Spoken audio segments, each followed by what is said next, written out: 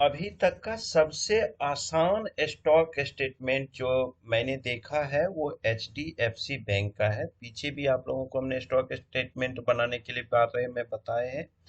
और स्टॉक में स्टेटमेंट कब दिया जाता है बैंक को, ये सीधा समझ लीजिए। शॉर्ट में मैं बता देता हूँ आपको, पीछे भी कई बार बता चुका हूँ। जब आप बैंक से सीसी लिमिट लेते हैं तो उस केस में आपको बैंक को स्टॉक स्टेटमेंट दिया जाता है। ये स्टॉक स्टेटमेंट बैंक क्यों आपसे मांगते हैं, सीधा कंसेप्ट समझिए कि जब आप लोन उनसे लेते हैं तो वो अपना श्योरिटी देखना चाहते हैं कि हर एक महीना आपकी जो एसेट्स है, आपकी जो इनकम है वो कम हो रही है या ज्यादा हो रही है। अगर बढ़ रही है तो उनके लिए तो अच्छी बात है, या एस्टेब्लिश्ड है तो भी अच्छी बात है। लेकिन जब डाउन होने लगता है आपका एसेट्स, आपका इनकम, आपका टर्नओवर, तब वो उनके लिए सस्पिशियस हो जाता है कि कहीं बिजनेस खत्म तो नहीं हो रही है। अगर बिजनेस खत्म हो जाए तो उनका पैसा डूब जाएगा। तो ये पता रखने के लिए आपसे वो स्टॉक स्टेटमेंट लेते हैं। और स्टॉक स्टेटमेंट में ही और बैंक का जब आप स्टॉक स्टेटमेंट देखेंगे, जैसे पीछे भी मैं आपको यस बैंक या आपको एक्सिस का बताया था जिसमें टीपी का रेशियो देखा जाता है, लेकिन HDFC बैंक का जो ये फॉर्मेट आप स्क्रीन पे देख रहे हैं बहुत ही आसान है और बहुत ही इजी है। इसको सबसे पहले एक नॉर्मल वे में आप समझ लीजिए कि यहाँ कहता है कि all the fields in yellow colour need to be filled mandatory, use tab key to move to next field. जब से कि ये जो पीला वाला जितना है उसे आपको फिल करना है, बाकी कुछ भी फिल करने की जरूरत नहीं है। अब आप देखिए यहाँ पे फाइल, कंपनी का नाम, तो मैंने अपना ही नाम लिख दिया, ये कंपनी का नाम हो गया एक तरह से आप मान के चलिए। और यहाँ पे जो आप लिखिएगा ना वही नीचे यहाँ आएगा, सबसे नीचे ऑथराइज सिग्नेटरी के पास, ये देखिए यहाँ पे राम प्रकाश गौतम करके आ रहा है। ठीक है ना। अब अगर मैं यहाँ पे चेंज कर दूं दोस्त, तो आप देखेंगे यहाँ पे मैंने यहाँ पे अगर कर दिया सपोज करिए RDF, तो आप देखेंगे कि आपको ये नीचे सबसे नीचे जब जाएंगे तो RDF लिख के आ रहा होगा। ये देखिए RDF आ रहा है। तो चलिए हम यहाँ पे अभी फिलहाल राम प्रकाश गौतम लिख देते हैं। ये रहा राम प्रकाश गौतम। अब टैब से आपको आगे जाना है। आपके कंप्यूटर में या लैपटॉप में जो टैब का बटन होता है ना कीबोर्ड पे, उसको प्रेस करिए। टैब का बटन जब प्रेस आप करेंगे तो आपको अकाउंट नंबर डालना है। अकाउंट नंबर 14 डिजिट का होता है। ये देखिए ये यहाँ पे आपको कमेंट में इंडिकेशन भी दिया जा रहा है कि कितना डिजिट का कम होगा अकाउंट नंबर। तो मैंने एक एज्यूमिंग अकाउंट नंबर यहाँ पे डाल दिया है। उसके बाद आपको कहता है प्लेस एंड स्टेट, तो मैं यहाँ पे अपना प्लेस, अपना जो एड्रेस है हमारा रामदेरी बेगूसराय बिहार, हमने यहाँ पे डाल दिया। ऐसे अब मैं यहाँ पे ना नोएडा का एड्रेस दे सकता हूँ, है ना। चलिए, अब यहाँ पे पूछता है stock and book debt statement for the month ending, किस मंथ का आप स्टॉक स्टेटमेंट दे रहे हैं। तो हम जून का बना रहे हैं अभी। सपोज आप जुलाई का बनाइएगा तो यहाँ पे डेट दे दीजिएगा। तो अभी हम 30 जून 2022 का बना रहे हैं। अब अमाउंट आपको यहाँ से सिलेक्ट कर लेना है। जैसा आप अमाउंट यहाँ सिलेक्ट करिएगा ना, उसी तरह से ये नीचे आपको आता जाएगा, ऑटोमेटिक सिलेक्ट हो जाएगा। जैसे यहाँ देखिए लाख्स में है। अगर आपको यहाँ पे 3 ऑप्शन दिया हुआ, अगर मैं अमाउंट इन रुपीज करूँ तो देखिए ये सारे रुपीज में हो जाएंगे, कलर भी चेंज। उसी तरह यहाँ अगर आप लैक्स में किए तो यहाँ लैक्स में हो गया। यहाँ अगर आप फिर से करोड़ में करेंगे तो ये करोड़ में हो गया। तो अभी हम चलते हैं लेकर के रुपीज इन लैक्स में, अमाउंट इन लैक्स में। अब इसका फर्स्ट पोर्शन है, ए पार्ट जो है वो मांगता है स्टॉक डिटेल्स। अब स्टॉक डिटेल्स पार्ट ए हम लोग देखते हैं। ठीक है। पार्ट ए में आपको स्टॉक हम देखेंगे। यहाँ पे आप क्वांटिटी भर सकते हैं।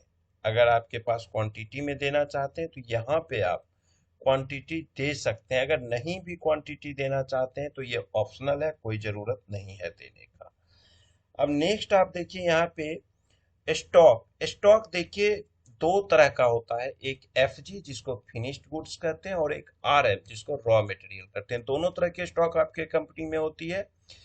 RM मतलब क्या होता है? Raw material. रॉ मटेरियल मतलब क्या होता है? आप जिस भी चीज का मैन्युफैक्चरिंग करते हैं, जो भी प्रोडक्ट होता है आपका, उस प्रोडक्ट को बनाने के लिए जो आप मटेरियल यूज करते हैं और मार्केट से खरीद के लाते हैं, वो रॉ मटेरियल हुआ। एक फिर स्टॉक होता है FG स्टॉक। FG स्टॉक का मतलब वो स्टॉक होता है जो चीज का फैक्ट्री आपका है, जिस चीज को आप बनाते हैं, उस चीज को बनने के बाद जब लास्ट पोजीशन यानी कि अब आपकी फैक्ट्री से जा सकता है, डिलीवरी किया जा सकता है, तो वो जो स्टॉक हुआ, जो आइटम आपके पास है, फिनिश्ड गुड्स है, वो होता है आपका एक FG स्टॉक। अब ये दो स्टॉक आप यहाँ पे, इन्होंने ऐसा कुछ भी नहीं कहा कि आप स्टॉक का रॉ मटेरियल का अलग दिखाइए और FG का अलग दिखाइए, तो आप दोनों को जोड़ करके यहाँ दिखा देंगे। कितना पुराना है, कितने डेज का है, वो इस डेज के अनुसार आपको उसके सामने कॉलम में डाल देना है। उसके बाद एक सेकेंड स्टॉक इन्होंने बताया, under pledge avail from any other financial institution. अगर किसी अलग, इस बैंक के अलावा किसी और भी फाइनेंशियल इंस्टीट्यूशन से आपका प्लेज किया हुआ है, तो वो भी अमाउंट, आप स्टॉक का जो अमाउंट वहां पे रखा है, उस अमाउंट को यहाँ पे आप शो कर सकते हैं।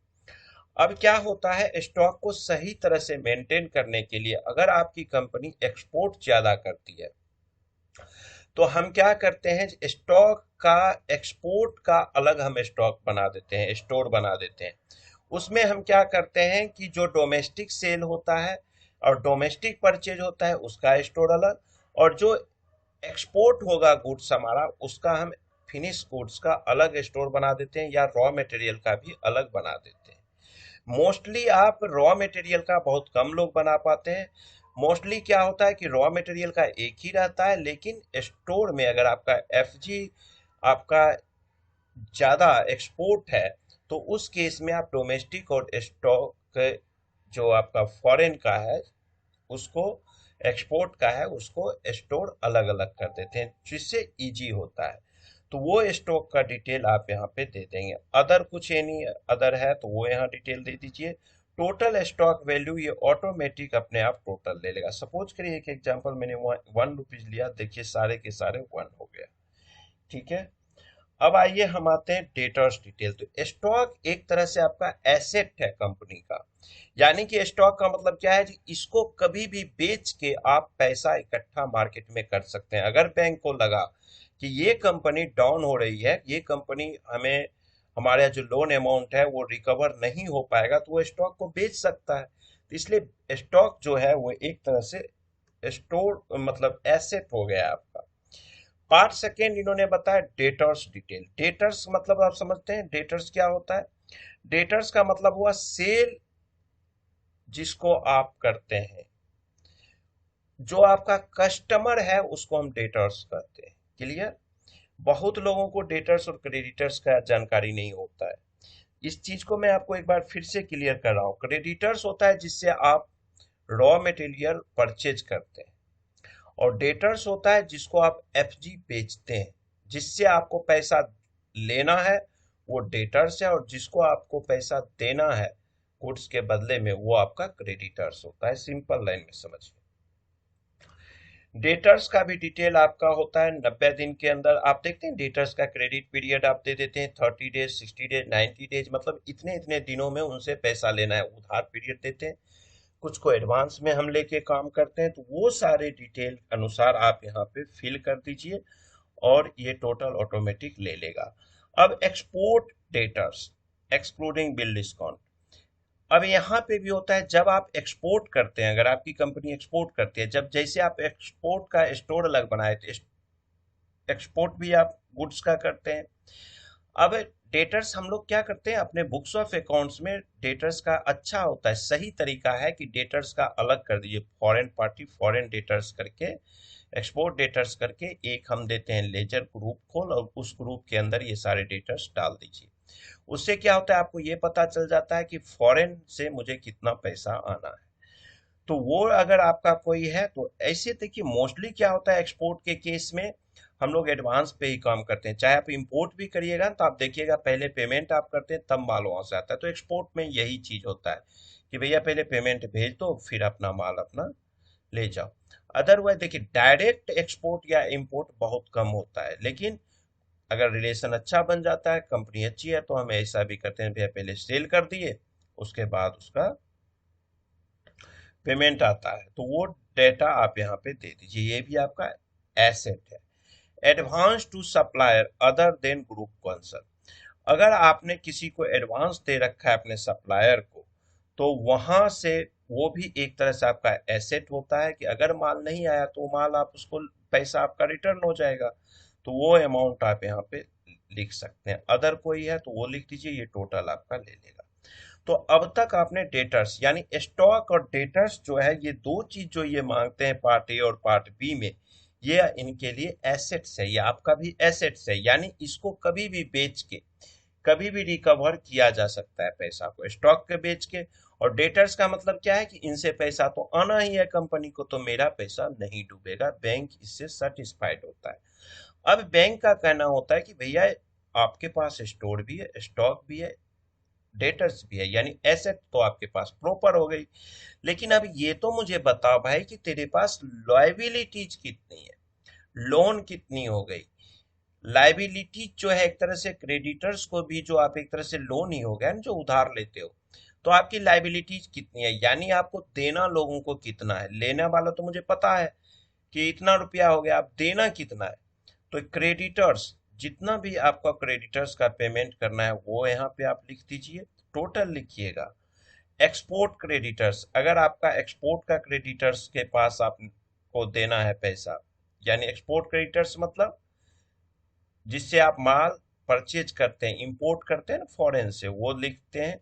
एडवांस रिसीव्ड फ्रॉम कस्टमर्स, आप अपने कस्टमर से एडवांस रिसीव किए हैं, तो एक तरह से वो लाइबिलिटी है, जब तक आप उसको माल नहीं दे देते हैं तब तक वो पैसा आपका एसेट नहीं होता है, क्योंकि अगर आप प्रोडक्ट नहीं उसको एफजी दिए तो वो पैसा अपना ले लेगा। तो अगर किसी कस्टमर का एडवांस आपके पास आया हुआ है तो वो आपके लिए लाइबिलिटीज है, ना कि वो एसेट्स है। जब आप वो कन्वर्ट होगा लाइबिलिटी से एसेट, जब आप उसको पेमेंट मतलब एफजी उसको दे दीजिएगा, सेल कर दीजिएगा, टोटल क्रेडिटर्स यहाँ ऑटोमेटिक आ जाएगा। उसके बाद पार्ट डी में ये मांगते हैं आपको सेल्स का, कि अभी तक के पीरियड में आपने सेल कितना किया। सपोज करिए जून का हमने बना रहे हैं, जून महीने का हम बना रहे हैं स्टॉक स्टेटमेंट, तो कहता है लास्ट मंथ यानी जून में आपका कितना सेल हुआ। लास्ट क्वार्टर, तो ये संयोग से देखिए जून का जो महीना होता है ना, ये लास्ट क्वार्टर ही हो जाता है। एक साल में 4 क्वार्टर होते हैं, 3 3 महीने का। तो पहला क्वार्टर होता है अप्रैल मई जून, तो अप्रैल मई जून का जो फर्स्ट क्वार्टर है उसमें आपका कितना सेल है। उसके बाद करेंट फाइनेंशियल सेल, संयोग देखिए इस स्टॉक स्टेटमेंट में करेंट क्वार्टर और करेंट फाइनेंशियल ईयर का अमाउंट एक ही आएगा, क्योंकि फाइनेंशियल ईयर भी अप्रैल से शुरू हुआ और 30 जून तक ही अभी खत्म हो रहा है, अभी तक का अगर हम देंगे तो। और क्वार्टर एंडिंग भी 30 जून को हो रहा है। यही जब हम जुलाई का अगर आप देंगे क्वार्टर का, तो करेंट क्वार्टर में एक महीने का आएगा, सिर्फ जुलाई का।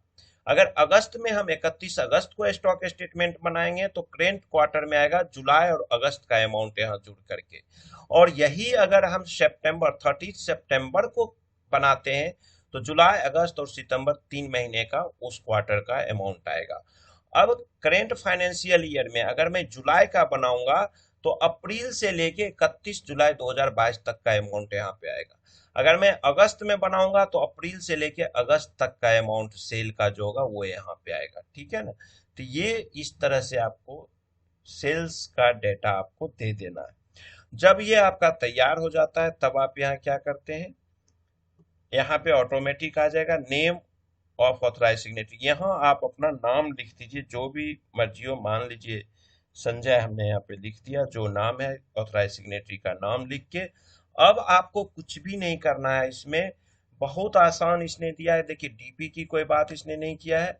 अब आप इसको जो बैंक का रजिस्टर्ड मेल आईडी आपको पास देंगे, वो आप अपने रजिस्टर्ड मेल आईडी से, वो जो मेल आईडी आपको देंगे वहां पे इस मेल को सिर्फ और सिर्फ इस एक्सेल को अटैच करके एक मेल भेज दीजिए, आपका स्टॉक स्टेटमेंट रेडी हो गया। कुछ नहीं करना है इसमें।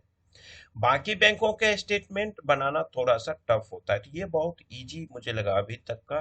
फिर भी अगर आपका कोई क्वेरी हो तो आप 8448610923 पे व्हाट्सएप कर सकते हैं। हो सकता है आपका रिप्लाई मैं 3 दिन 4 दिन में करूं, या ज्यादा एक ही क्वेश्चन आ जाते हैं तो मैं एक वीडियो बना देता हूँ। चलिए इस वीडियो खत्म करते हैं। Thank you, bye bye.